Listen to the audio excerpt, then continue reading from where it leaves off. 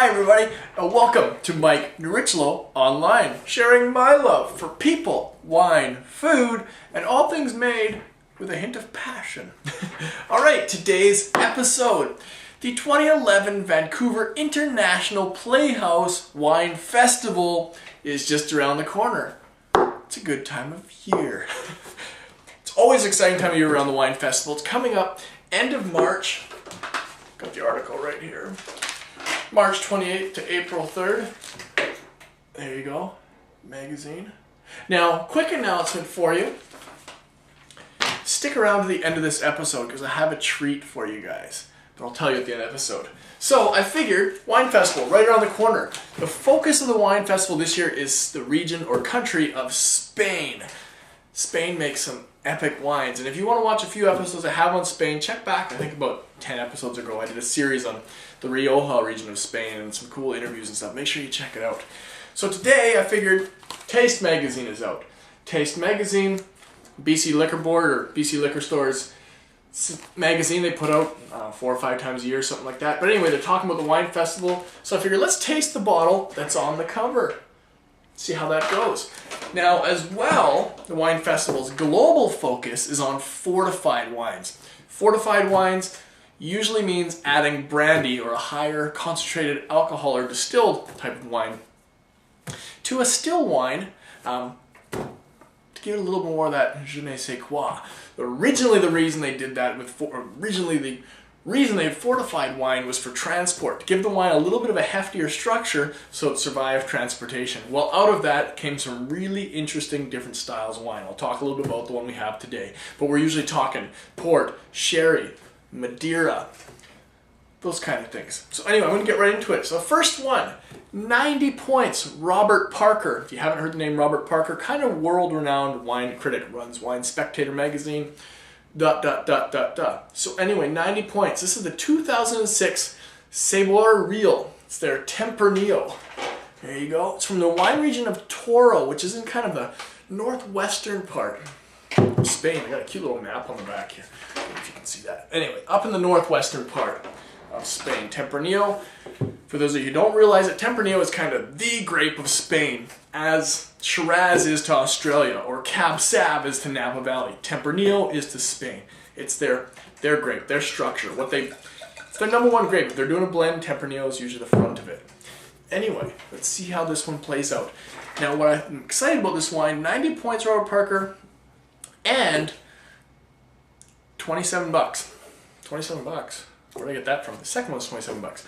90 points Robert Parker, $16. I don't know where my mind's going today. Anyway, let's get right into it. Spanish wine, one of my more favorite wine regions in the world.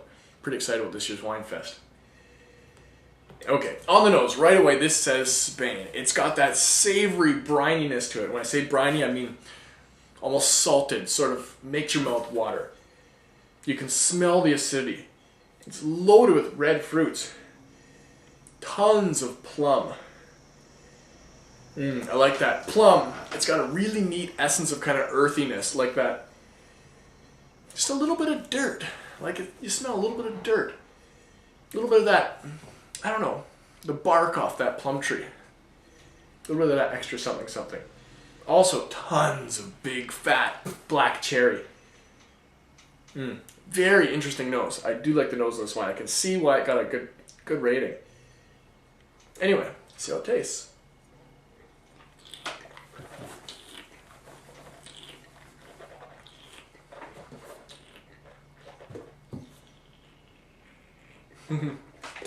Okay, on the palate. This is delicious. This is a yummy wine. Okay, fully loaded. Oh, this is just a good wine. Fully loaded with those dark plums, dark fruit characteristic, like smooth black cherry. It's got this smooth, beautiful, it's a full, complete mouthfeel. Like it starts in the front of your mouth, works its way all the way back, and got a beautiful finish. The finish just keeps going. The finish is almost kind of like a malted dark chocolate sort of finish. I'm going to venture to say tons of like plums, black and red cherry all over the palate. Super savory. This would be like perfect with lamb or baked beef. Wow, okay. This wine is awesome. For 17 bucks, awesome. It's the rating I'm giving it today. Awesome. Good wine. I like this. Hint of pepper to it. A little bit of that vegetal aspect. Almost kind of mushroomy. What I like about this wine is it just keeps unfolding layers. And it says Spain all over it. It's got a little bit of that rusty bucket, a little bit of that, a lot of that old world flavor characteristics. So a little bit, it's like mostly old world, with a little bit of new world added to it. Wow, awesome wine. I'm hanging on to this one for a while. Robert Parker, I think he's bang on with the rating on this one. Sometimes his ratings can be controversial. This one, good wine. If you can find this, find it. It's worth it. Global focus on the focus of the wine festival in Spain. I'm stoked. Okay, second wine, like I said, kind of in the intro, Madeira, a fortified wine. Now, what makes Madeira special? A lot of you have heard of port, wine from Portugal, or fortified wine from Portugal. So, long and short of it, they're allowing the still wine to, or the wine to ferment. About halfway through fermentation, they dump a bunch of brandy into it. The brandy kills the yeast, leaving the leftover sugar that didn't get chewed up by the yeast and turned into alcohol. So you get a semi-sweet wine with a higher alcohol content. Like I said, originally for transportation, so the wine would last longer in the ships and everything. Well, turns out it makes good wine. We're doing Madeira. Now Madeira, very similar to port, except it's made on an island of the same name, the island of Madeira, which is off the coast of Portugal, quite a ways, kind of southwest of Portugal, just kind of on the very southern tip of, I guess what they kind of call the European Union or whatever's down there, but right down there's a tiny little island of Madeira. Now anyway, of course they're going to fortify their wines from Madeira for transport to the mainland for consumption. Well, what happened when this wine was ready? It became so hot in the hulls of these ships that it kind of baked the wine. Well, they tried this baked wine that got really hot. And in doing so, it got really hot and kind of really oxidized. In doing so, they're like, wow, this is an interesting wine. Kind of stumbled upon making wine this method. Nowadays, they make this method in big wine houses, or I guess port houses, which would mean Madeira houses in this case. And they have rooms in these houses where they age the wine, they allow it to sit in oak, and they bake it. They'll let it get up to like 60 degrees Celsius. It's stinking hot. Anyway, what it does is it over-oxidizes the wine, bakes it, and gives it some really interesting kind of nutty characteristics. So I'm really excited to taste this wine. This is the one that's $27 or $28.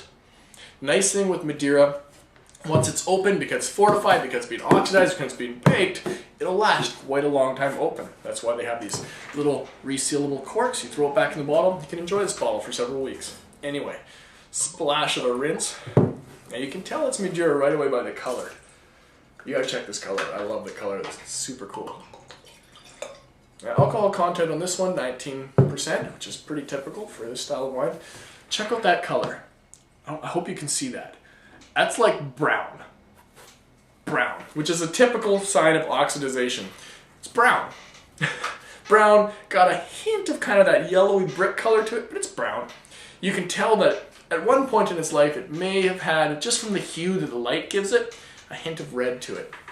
It probably had a lot of red to it earlier on its life. Anyway, what's this one saying to us?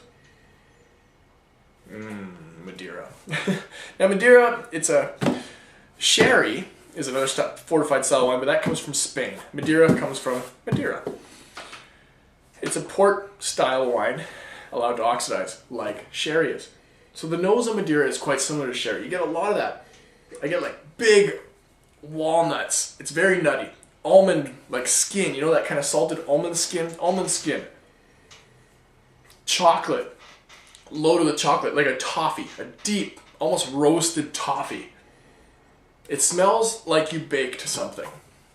Hence, reason they make it in that method. Anyway, let's see how it tastes on the palate.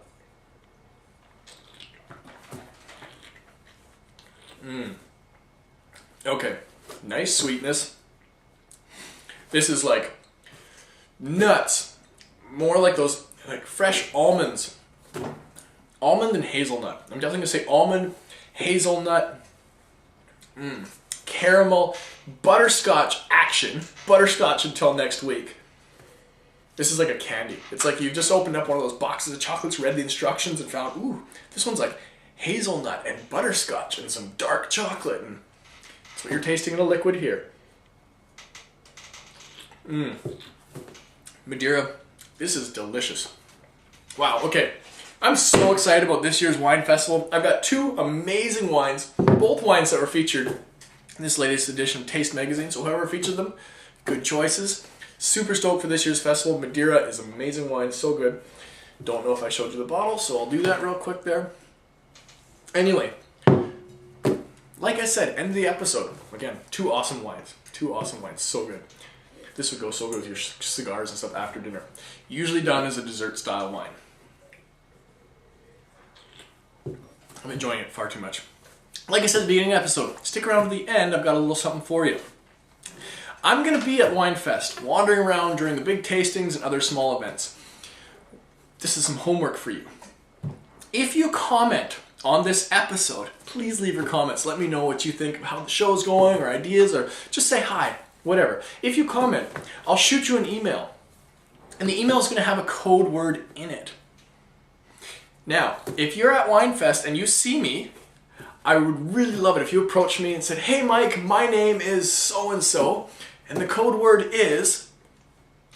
If you say the code word for me, I'm going to have a little bit of a gift for you. So for the first 5 people at WineFest who come up to me, introduce themselves, and tell me the code word I've sent over to you, I've got a great little prize for you. And trust me, it's worth it.